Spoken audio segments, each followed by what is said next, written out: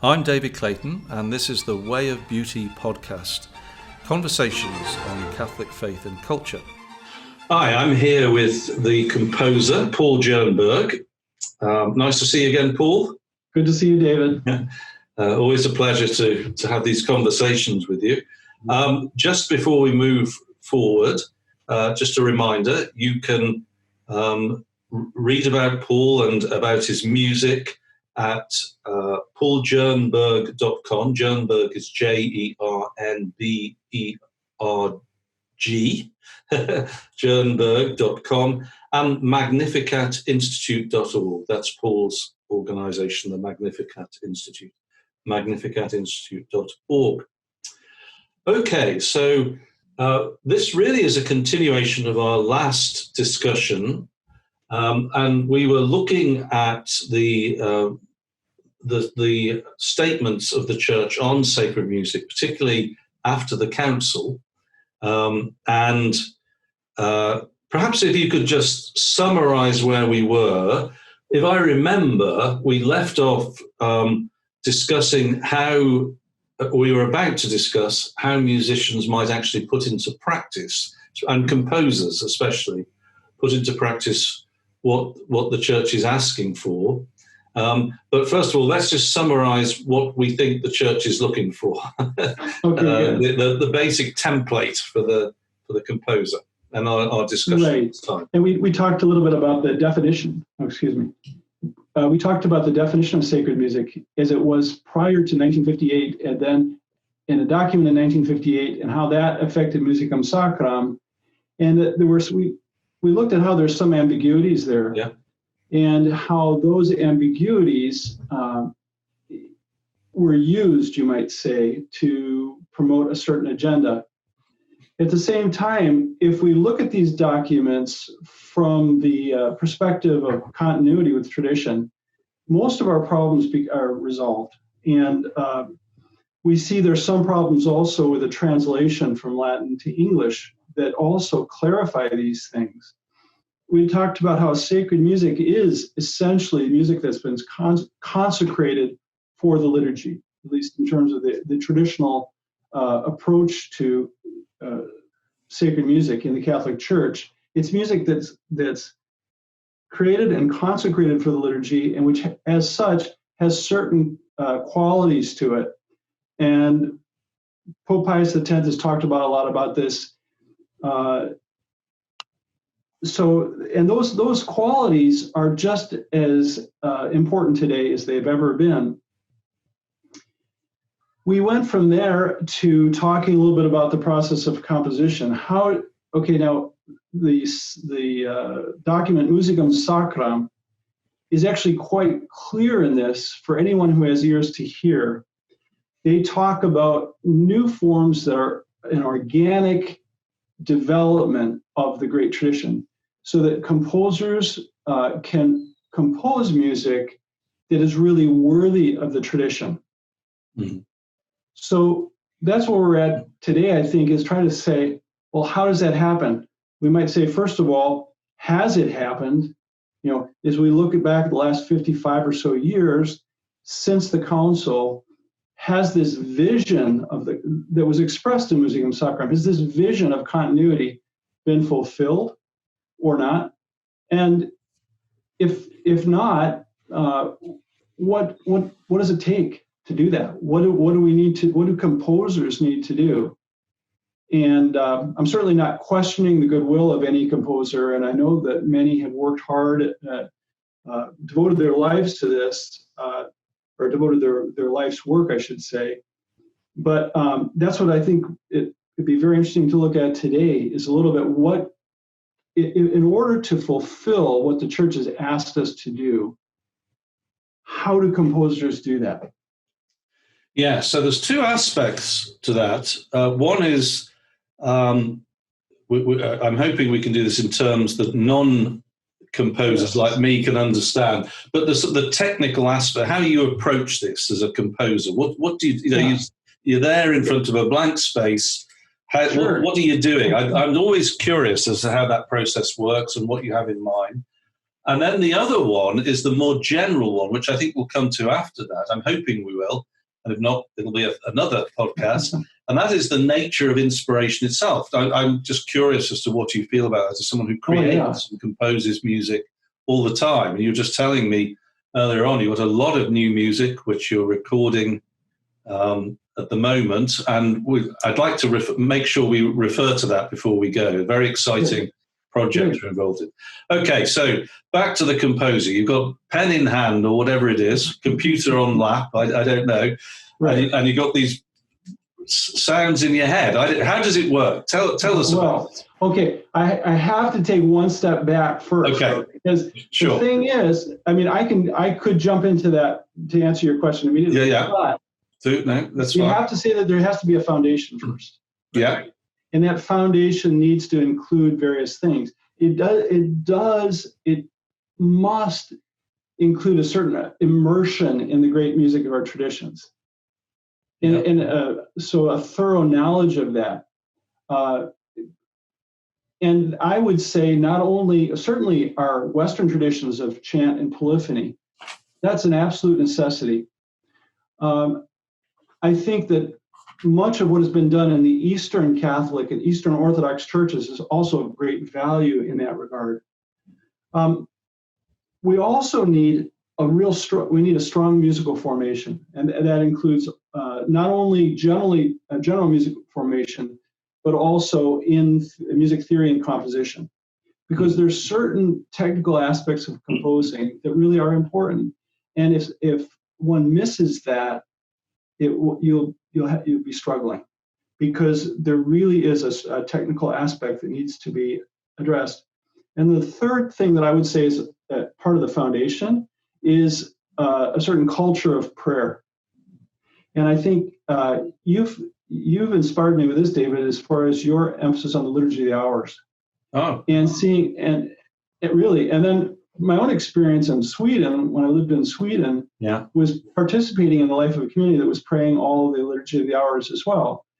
And I see that as being really foundational to everything, because if our music is not steeped in that kind of prayer, I would say, and some people may not be able to sing the Liturgy of the Hours or say the Liturgy of the Hours, but still there needs to be a certain structure, a certain culture there of prayer in order for this music to be authentically sacred.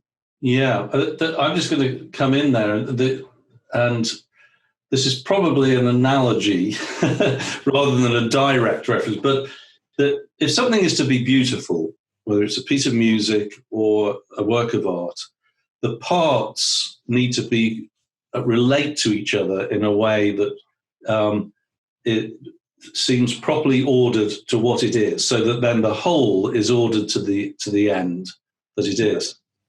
And the more we understand how the parts of the liturgy relate to the whole, I always assume, I can't tell you mathematically what this is or quantify it, but I always feel at an intuitive level that if you're experiencing those parts of the liturgy and how they relate to each other, there'll be some sort of common principle there which is impressing itself upon our hearts. Quite aside from all the what we're learning intellectually or spiritually, there's so many aspects of the person is engaged in prayer of that type. Yes. But I think seeing this as a whole and how the liturgy is dispersed across the days and the hours and culminates in that Sunday really helps. I think I just have this feeling that if you want to be creative and contribute to a Christian culture, you're really giving yourself a disadvantage if you're not participating in that in some way. Right. That's right. Yeah, absolutely. So anyway, and all those things are not quick fixes, right? They're all long-term commitments. And just like getting the soil ready, you might say, for crops or whatever. It needs to be fertilized. It needs to be dug up, etc. These things, but this takes, obviously, this is a long-term preparation that's needed. That doesn't mean somebody shouldn't start composing, until they've done X number of years of all these things. But ultimately, you need to have this foundation. Now, are you ready for me to jump into the actual? Yeah. Go ahead. A little bit. Okay. So let's assume that we've done those. That we have been immersed in those three different dimensions. Then, so now someone would like to compose, or they see the need to compose. And really, that's it for me. That's there's got to be a motivation of some kind. And I think that. For myself, that motivation is really seeing a great need that needs to be made.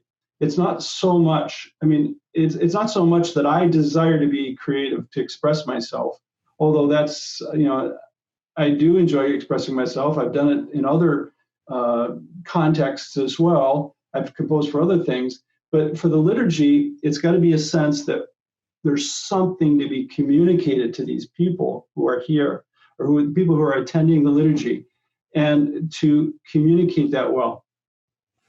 Now, sitting down to compose, the first thing that I'm going to say might seem to be a little surprising, but what the word play is extremely important. And I mean by play, I don't mean like playing the piano, I mean like childlike play. And what I mean there is that someone who's composing, there needs to be a certain freedom to try things and to, you might say, to make mistakes. You have, for me, that play is most often happening as far as singing. So obviously we need there are texts that need to be, need settings, right? So let's say we take the Kyrie, for example. And of course, this presume I'm asking the Holy Spirit for inspiration, and I'm steeped in that, but then I take the Kyrie and I'll start singing a Kyrie. I'll start playing with it, basically.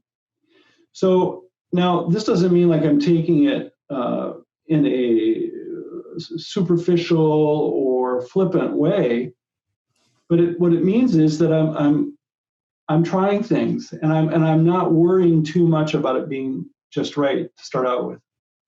And I can't emphasize enough how important this stage is, because without this sense of play, you might say even playfulness to a certain extent, there will be a certain rigidity to, or at least for me at least, and I think for many others, this is one of the main thresholds that needs to be crossed. And it doesn't mean that I just accept immediately what I come up with at all, because that playfulness needs to be combined with a certain discernment, right? I was going to say, how do you step back from that and take a fresh view, an objective view, having created? Yeah, this is the thing that's so fascinating to me, because, okay, so I know that when I start out, my ultimate goal here is to do something that's worthy of the tradition, that's harmonious with our great traditions of chant and polyphony. That's not easy, but somewhere in my mind, I realized this, and that so there's got to, for me at least, there's got to be this initial stage of just trying things, and I sing. Like remember doing Saint Michael the Archangel. Actually, the first version before we did our setting together. And you might say it fell in my lap, but it wouldn't have fallen in my lap if I hadn't just dared to try something. Yeah. Let's try this. And I start singing, and then maybe I'll sit down at the piano, I'll try that. And then in a case like that, the song's there within maybe an hour. The whole setting is there within maybe an hour, at least in its basic structure and melody and harmonies. Now, but that doesn't always happen, of course. And sometimes I'll find myself going places that I shouldn't go. and I as far as I might find that after I've come up with a melody, I listen to it again. I said, no, I don't think that's particularly good, or I don't think it's particularly appropriate. Or maybe I'm subtly being drawn into a completely different style, because as a musician, I've played, lots of different, sort of the whole gamut of different styles. So I have that inside me. I've done jazz, I've done gospel, I've done all these things in the past. So every once in a while, these sort of surface as I'm composing for the liturgy. But the fact is that I've got my antenna up, and I'm not gonna. If I sense that it's not working, I'll throw it out, or I'll put it aside and maybe come back and look at it later if I'm not quite sure. But now this, so in my understanding is that this kind of playfulness, you might say, is important. And I'd like to give one other example. For me, what was really a great learning experience in this regard was accompanying dance classes, which I did way back when in Kalamazoo, Michigan, and then also when I lived in Sweden. And interestingly, playing for modern dance, which a lot of which is the instructor will give a set of movements to the dancers, and then I, as an accompanist, had to come up with something that would fit those movements, right? Wow. Which at first is like, well, I thought it was only the other way around. Yeah. The music and right. And so, like, what in the world? I mean, this, like, there's a million possibilities, but so it forced you sort of have to just play and do something and keep the rhythm and keep, and try to correspond to the movements. And, it was an amazing thing, because I realized that it's sort of like getting getting the water going through the hose or whatever. You start discovering that you have all this capacity to create things, which if I just sit down in front of the piano and say, okay, I've got to compose here something for this modern dance class, I probably never would have. Yeah.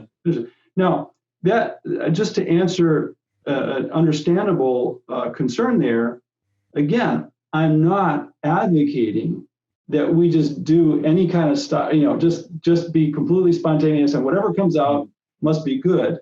Not at all. It's rather that it's like freeing up those creative capacities within us to do this well. And it's got to have this aspect of discernment that goes along with it. So that's the beginning, David. That's what it is. Okay. And that's just the beginning, though. So, all right. Should I go ahead? No, I mean, the phrase that comes to mind is easier to chip than build. So very often, I'm just thinking of the artistic process. So if you were painting in oils, you can just sort of put broad shapes on there, and then you constantly modify on the canvas. Yeah. If you're doing an icon or something based in the iconographic style, you always have a prepared drawing, and that becomes the template. And so you don't mess with that. But the stage at which you do what you're describing is the preparation of the drawing. So you do a line drawing. So even if you had a large example, so I did, for example, St. Michael the Archangel, which is, I think, 6 feet by 3 feet. And so what I did was I started doing something this size, and that's a lot of maneuvering. So, by the way, those who are listening, so something that would be a length 6 feet in the final form, my first drawing is 1.5 feet, something like that. And then that allows me then to prepare the composition. I'm doing an enormous amount of manipulation and change at that. And it's just as you say, you've got to get something down and then move it. And you can't tell what things are like until you see them in relation to what else is there. It's not just you can't just compile a load of pixelated images, if you like, and then put them together, because when they're in relation to everything else, your perception of the thing itself changes from how you perceive it in isolation. Right. So you have to always have this view of the whole. So in art, what I would do is you start off on that size, and then I do enlarge it in a grid, if I'm doing a line drawing, to full size. Then you put you transfer the drawing to the panel. So that's, you're actually using something like carbon paper. It's not actually that, something like that. And then when it comes to the painting, it's pretty formulaic, but again, there are points at which you can modify and change things. But the paint is a little, especially egg tempera. You can't overpaint in the way that you can with oil. So you have to have a good sense of what needs to go on, but at the same time, you also understand with experience what room for maneuver there is after the fact. And you can't produce something unless you can control that. You have to be able to look back and say, that green is awful, I need a wash of yellow over it, something like that. Right. Now, there's another thing here too, which maybe I should have said earlier, and that is that, you mentioned that you have the figure you're drawing, or who the saint is or whatever, or the angel. For a musician, for a composer also, we do have some maybe similar things, because of course we have the text, and the text, it's absolutely essential that the rhythm of the text is respected. Yeah. Now you can do things with that rhythm, but you can't. It needs to have a natural flow to it. Okay. And that's actually pretty demanding in itself. There's a whole art to that too. So that is definitely one of the parameters that I'm going to deal with. And another thing is too that you're dealing. I write generally according to the different modes, and that's another parameter in which I'm working. So and I know that generally for sacred music, there's got to be there can't be too much hopping. There has to be a sort of intuitive quality to it that when people hear it, or when the congregation sings it, that it's not going to be strange and awkward. And so there's got to be a certain flow and gracefulness and simplicity to it. So all those things go into, those are all being, those are part of the process in which I'm playing, so to speak. Right. Okay, so what comes after that? Okay. Because I know you've got a string of bullet points as we go on to the next, Yeah, right. So that implies, though, that there's a process of perseverance in this, because, in other words, I'm my worst critic in the sense, like I'm not going to be happy with something if it doesn't have a sense of inspiration, a sense of resonating both in myself and with the people that I know I will be singing it with. And I'd say that resonance is really important, is a very, very important principle. But so I have this sense of what it needs to be. And in order to get there with this playing and this discerning, it really it takes perseverance. Sometimes, as I said, it might go very quickly. I might get a setting of a simple prayer like the St. Michael prayer, maybe finish that in an hour. Other pieces I've worked on for months, sometimes even years, and because I'm not satisfied. Unless I have that sense of a certain satisfaction that this is truly beautiful, that it's worthy of the tradition, and that it's going to resonate with people, then I'd rather not present it to others.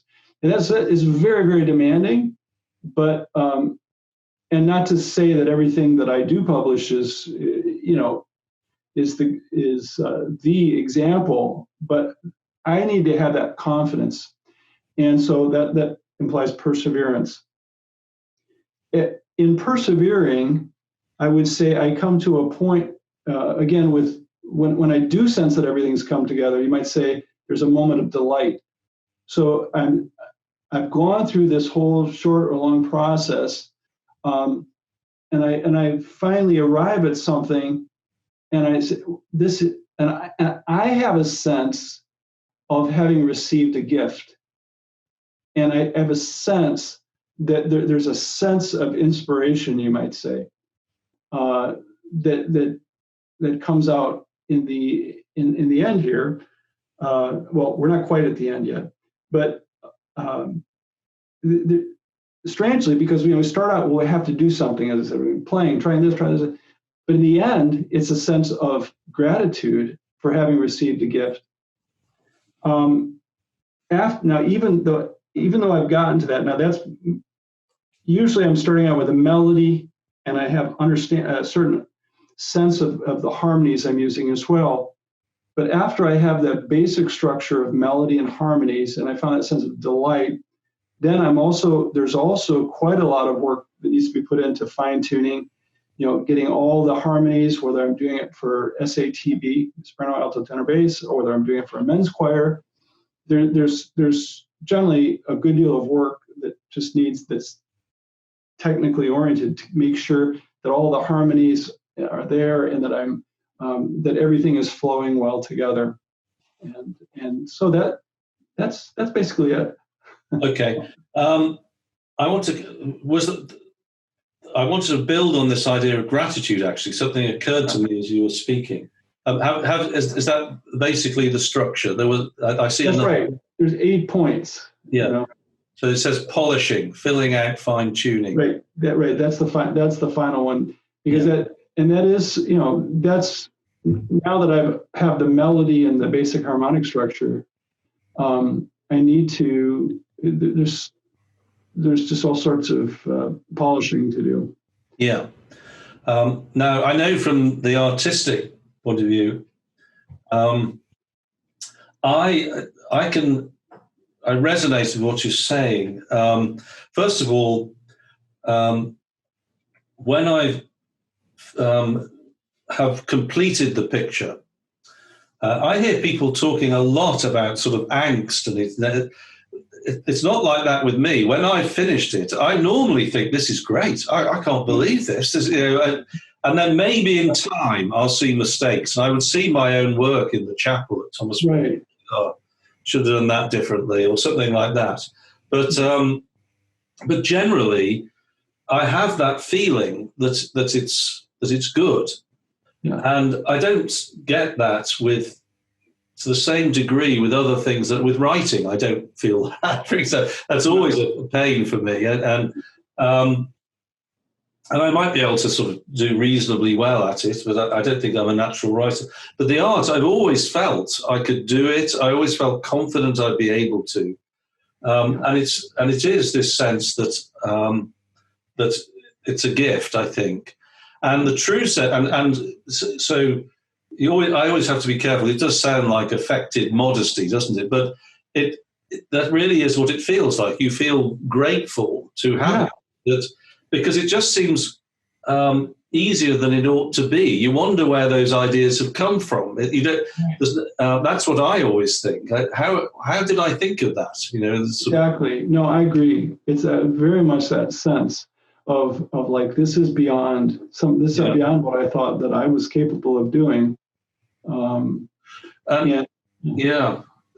That's interesting. I'm going to come back to this point of gratitude, actually. Sorry to interrupt there. But what I've been thinking recently in another context about the Christian practice of, for example, Lectio Divina, contemplative prayer. And you have, as an example, Lectio, you read, and then you meditate, and then you pray. And then you have contemplation, contemplatio. And the first three things, it's pretty clear what those are. You can do something. You think, you pray. The action is coming from me. But then contemplation is a gift from God. Right. And so I've always wondered, I asked some Benedictine, but how often do you experience contemplation? What are you getting? And they say, well, I'm not really very sure. But it occurred to me that actually there is a natural emotional reaction or feeling when we experience God. We can't experience him directly, but what we feel is gratitude to God. Yeah. It's I think I'm sort of formulating this idea that it's a very natural emotion. This doesn't feel otherworldly. It's not, I don't feel like I'm seeing bright lights or the sight of God that's unmediated by the sense. I just feel gratitude, but to God. I feel as though I want to give thanks to somebody for how I feel. And so maybe that is what indicates inspiration. And you can't feign it. You can't affect it. I mean, we could say we're feeling it and we could feign that. But if you authentically feel grateful and you want to thank God for it, and then the other thing also is that if it comes from God, you want to pass it on to others. You want others to see it. It's not showing off, although I've no doubt there's part of that in me as well. But I've had much less self-consciousness about that because I feel this is good and it's not from me. So it doesn't feel like I'm showing off in the same way. Exactly. Even though I'm sure that's what it looks like to some people. But aside from whether you and I are authentically inspired, I think you are, and I can't speak for myself. But what I would say is that that's what we're describing there, I think, is what you would expect if it were inspired. That you feel through the process, there's all these hardships in the process itself. It's not plain sailing by any stretch. But at the end of it, you think, I think this is good. And furthermore, I want to thank God for it, and I want to give it to others. In other words, it's thanksgiving and charity are the responses to a gift from God. Yes. And if that isn't there, it probably isn't. Does that make sense? Does that resonate with what you're... It does. Oh, absolutely. Very much so, yeah. The same sense, and also even in conducting music as well, a similar experience there too. Right. Whether or not it's my own compositions, it's that sense of having received something that is beyond myself. Yeah. And that brings joy and gratitude and a peace, a deep peace, and that is. So there, it's a gift. It's got to be a gift. Yeah, and just if anybody's listening to this, thinking, oh, it's these two sort of bohemian artists prattling, like their inspirations. Everybody, this experience of the result of contemplatio is available to everybody. Right. God wants to be with us, and we each have our charisms, and just being the life of a Christian offers us a chance to have this gratitude. And I think it's no accident that the highest expression of giving thanks to God is the Eucharist, thanksgiving. Yes. This is the natural response. When God comes into our lives, that's what happens. You want to thank him. And that is the Christian life. It's there for everybody. We all have an area in our lives where that can be, I believe. Yes. And there's one thing I want to add to this whole thing, as far as being a composer, and that is that it's true that there needs to be a certain detachment at the same time. And I think this is for anybody who's seriously living this, the interior life, or that you can see how this is so important. So it's not to say that I'm denigrating my own work at all, but it's saying that my job is to do my best, and my job is to be diligent and prayerful and faithful and so forth and so on, and I do that. But at the end of the day, I give it back to God, so to speak. And if people are touched by it, and if they are drawn into the mystery of the liturgy, I'm greatly edified. But if somebody has problems with my music, well, that's okay. It's not. It's in a way, it's not mine. It's a gift that I share, and so I think that's important for all of us composers, also to have that aspect of detachment. So. It's interesting because I wonder how I appear about it. So it's very difficult to describe your own sort of psychological response to these things, but I think you're right that I can be very sensitive and touchy about things that I do and criticism. But for some reason in this, I really don't mind that much, whether they like it or not. I feel that it's come to me. Yeah. I know whether I like it and whether I think it's worth giving to somebody, and that's the main thing. So I'm not saying I'm utterly disinterested in people's opinion. I love being praised for anything, like anybody else. But there is I think this is something that I've noticed about certain aspects of my life, that I am less touchy and sensitive in some way. Right. When I feel I've hit that point of gratitude, and I say, well, I know this is good. Whatever you say, I know this is because it's not me. I don't feel they're criticizing me. So that's right. And you've been edified, you might say, by doing this. You've received a gift internally as well. So whatever somebody else says, I mean, at least that's, I think, a sense for myself too. I somehow know that I myself have received a certain grace through doing this. So, so the point I have is that I talk to people a lot who are trying to work out what their calling is and what their vocation is. And a couple of things come to mind. One, somebody once asked me, does painting feel like prayer? And I said, no, prayer feels like prayer and painting feels like painting. And they're different things. It feels satisfying. And even though I've likened this to the spiritual, it's a different thing. It's not a prayer. I may be growing in virtue through doing it, but it's not prayer. It's not about how I feel during the process. Maybe at the end, have that sense of gratitude, but during the process, it can be a grind, it can be a pain, it can be hard work. Sure, no, absolutely, and so and again, I'm assuming that you'd agree with that. Yes, I do. I mean, I would say that my sense is that it needs to be undergirded by prayer, so to speak, and sort of, you might say, permeated by prayer. Yes. Not to actually compose music it's work. It's real work, and the work is oriented to help other people to enter into the mystery of the liturgy, right? So it's oriented towards prayer in a way, but it's very very much work. Yes, it is work, which is something distinct. Yeah. Right. Any other points? We could stop there if you like. I mean, there is a certain aspect of mystery, I would say, to all of this. So it's not as if someone can just say, okay, all I need to do is these 8 points now. Here I go, and that anybody can do it, kind of thing. I think there needs to be a certain sense of calling to do it, and there needs to be that certain humility that realizes also the need for formation.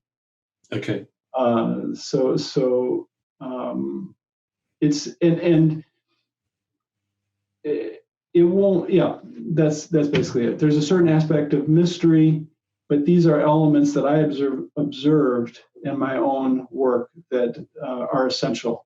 Well, that's terrific. Before we close, I just want to come back to, we were chatting before we started recording.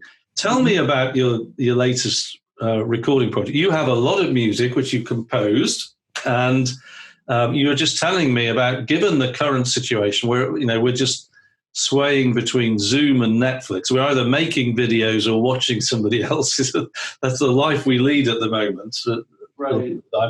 For many of us. So how tell me about your recording project and how you've adapted to the current situation, how it's opened up something exciting, I think. It's amazing because we had planned actually for June 12th, a recording session with our Cor Unum Chorale, which is, when we bring everyone together, it's over 130 people. It's marvelous. We have people from New Hampshire, Connecticut, Massachusetts, all over the place coming together. And we planned this recording session, but became clear at a certain point that we couldn't do that. We would have to have our face masks on. And so just wondering, what can we do? Should we, and I saw some amazing virtual recordings that had been done. And I said, how is that possible to do that? Mm. So that got me thinking. And then I realized, we need practice tracks. Because there are all sorts of people or situations where that would be such a great tool for them to be able to learn their parts, however good they are at sight reading. These practice tracks, if we could record that, then this would be a tremendous tool for people to learn the music that I've written and some other music as well. So we decided to do that. And so we have at least 4 or 5 CDs worth of music that we're recording now this spring and summer of mostly music that I've composed. And we have a group of 4 singers. So I start out, I record everything on a bass track, so to speak, and then we send that to our singers, and then they sing their parts, put it together, and we have this amazing practice video and audio that we can adjust. So we have one that is for the sopranos, and we bring out the soprano part. We have another one set for the altos, and so forth and so on, so that it turns out to a lot of tracks, actually, because we have all the different parts for all the different pieces, and it's very exciting because now the person in a little parish out in the middle of nowhere who maybe they don't read music too well, they can take these tracks and they can listen to them and they can learn whether it be the Mass of St. Philip Neri or another Mass I've done, the Mass of St. Monica, or Missa Padova, and then also have Compline that we're going to share with everyone that eventually they can do on all 7 nights of the week, and many other settings that I've done as well. And so that's what we're doing. Nice. That is terrific, because I just think, I always think of my own musical ability. I'm good enough for a parish choir. I would say. I mean, you tell me I'm wrong, but I'm slow. I can't sight read. I'm plonking things out with one finger on the piano, but I can learn if I'm hearing it and I'm looking at the score, and then the score becomes a reminder for what I've got in my musical memory, if you see what I mean. And so this would be perfect for me. And I imagine there's a lot more people at my sort of level of ability than there are those who can just sight read. And so I just think this is very exciting. And furthermore, there's lots of people who would love to learn your stuff. I don't know, did I tell you that we have a meal here? I live in this convent building. We're a sort of community. We sing You're Our Father every Sunday as part of the prayers, as for grace before the meal. And what's interesting is that at various stages we've had young children who are living with the family. We have families living in this community in the convent.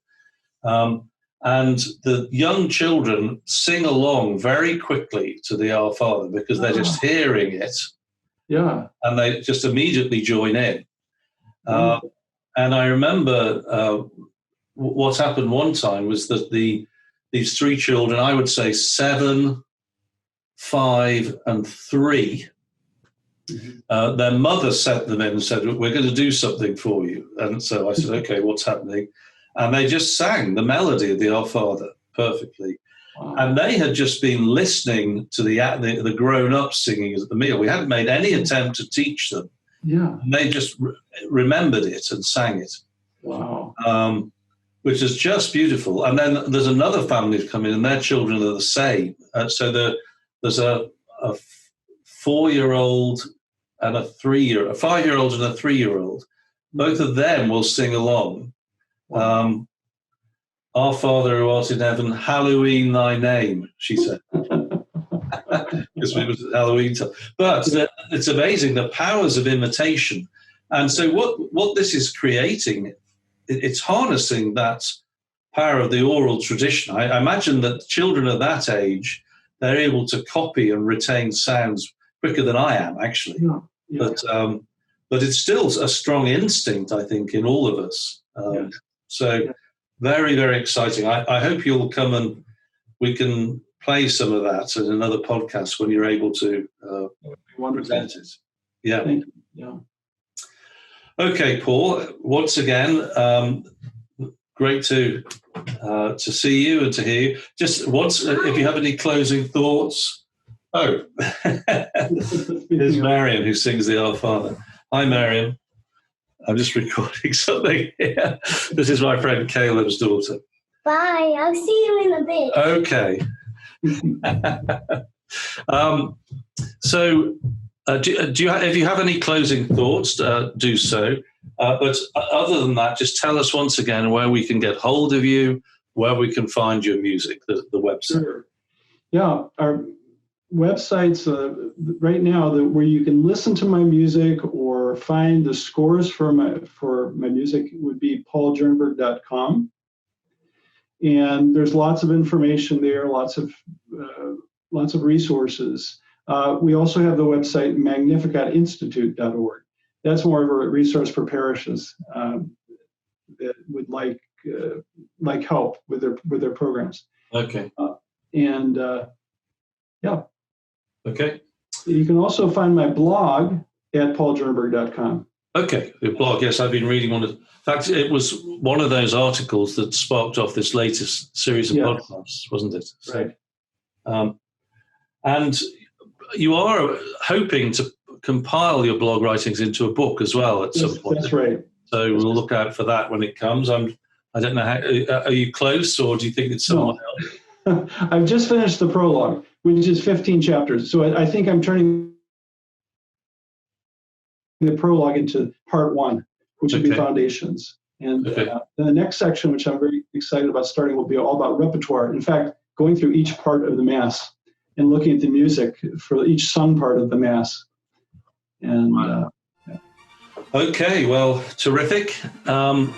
And so until the next time, Paul Jernberg, thank you very much indeed. Great conversation. You're welcome, my pleasure. You've been listening to the Way of Beauty podcast, conversations on Catholic faith and culture.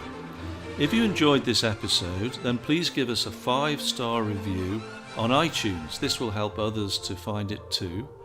Also, if you're interested in delving more deeply into the material that we discuss, you can do a course at the Pontifex University website. That's pontifex.university.